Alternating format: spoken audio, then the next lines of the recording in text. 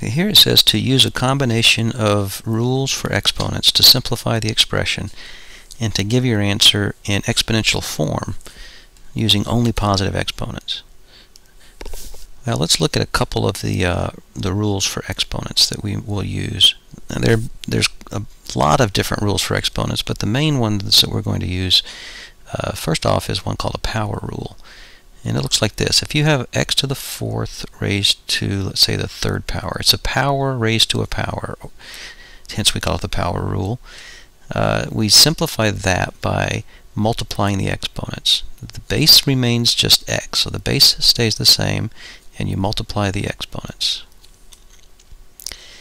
Another rule that we're going to use is one that comes into play when we have negative exponents. So if you have a x to the negative 5 over x to the negative 3, y, let's make that y to the negative 3.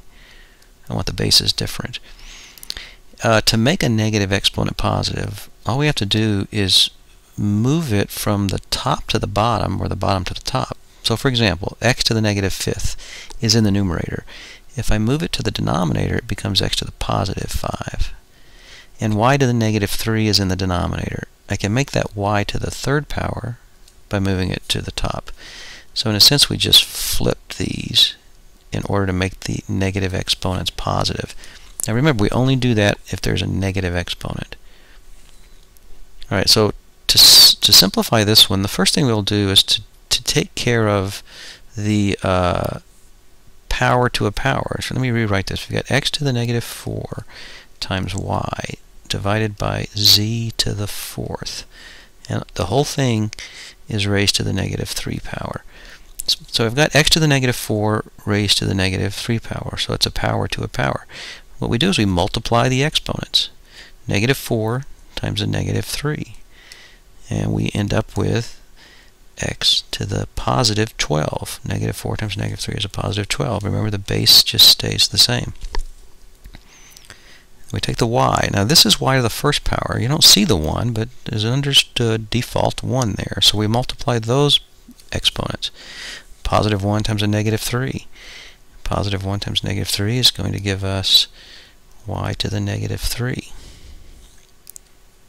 And then in the denominator, I've got z to the fourth raised to a negative 3 power. So positive 4 times negative 3 gives me a negative 12. So I've eliminated the parentheses using the power rule.